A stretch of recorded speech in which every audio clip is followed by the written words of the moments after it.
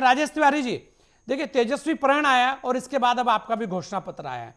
क्या लगता है आपको कि दोनों घोषणा पत्रों में अंतर क्या है? क्योंकि सत्ता तो आपकी है, सबसे ज्यादा जवाबदेही जो है वो आपकी रहेगी। ये कह रहे हैं सभी लोग कि आपका जो घोषणा पत्र है हवा हवाई है। जी राजेश भाई। हाँ देखिए, सबसे सबसे बड़ी बात है कि हवा हवाई नेता को दूसरा क्या समझ में आएगा? जो चार्टर्ड प्लेन में खुद जन्मदिन मनाता हो और खुद धरातल पर न जुड़ा हो, तो वो तो हवा ही आएगा और हवा हवाई दूसरे को भी कहेगा कि हवा ही हवाई है। सबसे बड़ी बात है क्या कि कल का जो स्थिति है, जो हम माननीय मुख्यमंत्री पर ये लोग सवाल उठाते हैं, अभी सवाल उठा रहे थे कि कितना मिनट जो है कल घोषणा पत्र जारी हुआ तो मुख्यमंत्री जी थे। आपको जान करके आश्चर्य हो गया कि केवल बिहार के जितने भी नेता थे, चाहे तेजस्वी यादव हो या प्रशांत किशोर या कोई भी हो, एपीजेड है, सब लोग मौसम खराब के चलते जो है अपना हर प्रोग्राम कैंसिल कर दिया था। कोई 8-8 10 प्रोग्राम कैंसिल कर दिया था क्योंकि उनका फ्लाइट नहीं उड़ सकता, उनका हेलीकॉप्टर नहीं उड़ सकता था। हाँ। लेकिन माननीय मुख्यमंत्री नीतीश कुमार जी आज कल के डेट में स्थिति ये थी कि घोषणा पत्र में कम समय दे करके 250 किलोमीटर वही जाकर के दरभंगा में 4-4 प्रोग्राम कर रहे हैं, इतने मौसम खराब होने के बाद भी बाय रोड जाकर के किए। ये होता है जुनून कर रहे। माननीय मुख्यमंत्री ने जिस तरह से नवंबर 2005 से लेकर के बिहार को विकास के श्रेणी में लाया है, जिस तरह से सड़कें चमकाई है, जिस तरह से घर घर बिजली पहुंचाया है, नल जल पहुंचाया है, महिलाओं को सुरक्षा दिया है, पूरा बिहार से अगर जाकर जाकर के पूछिए तो हर कोई बताएगा विकास की कथा।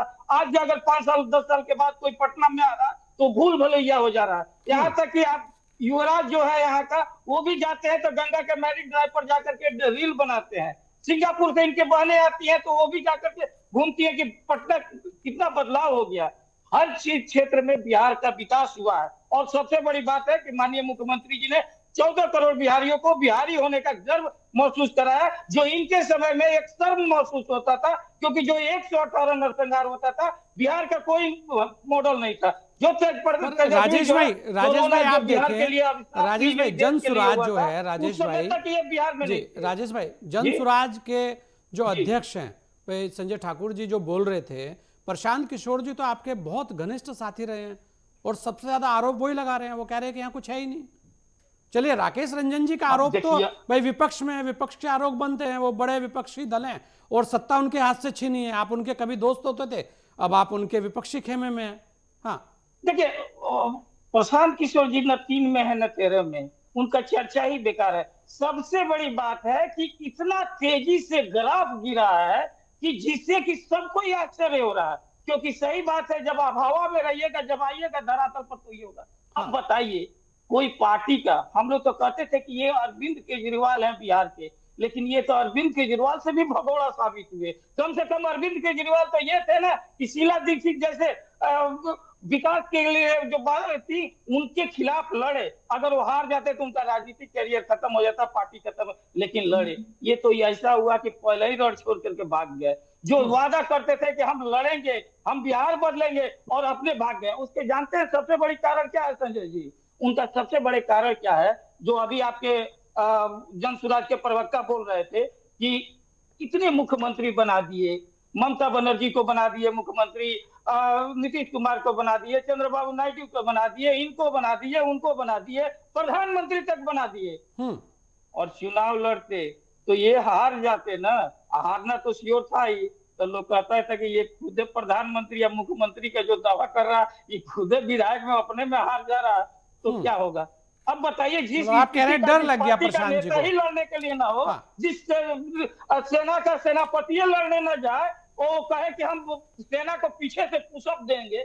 इनके पूरे निराश हो चुके हैं, कहीं कुछ नहीं है। और मैं दावे के साथ कहता हूं, फिर आपको 14 तारीख को आऊंगा। 14 तारीख को अगर जन सुराज का छोड़ने दीजिए सरकार का सपना, ये अगर एक भी सीट पर अगर जीत जाएंगे तो बता देंगे। तो पूछ लीजिए कितने सीट पर जीत रहे हैं, आप सीट का नाम पूछ लीजिए तो कहीं इनका प्रत्याशी A to Z नहीं है। कहीं भी दाव, जो 5 को दावा हम लोग जो पूरा मीडिया से लेकर के जो घूम रहे हैं, 5 सीट पर आ रहा है, पूरा 243 में 40 3 इनका सरेंडर कर दिया। कहीं भी ऐसा नहीं है, वो भी अपने बदौलत, वो भी चौथा पांचवा पोजीशन पर है इनके कंडीशन।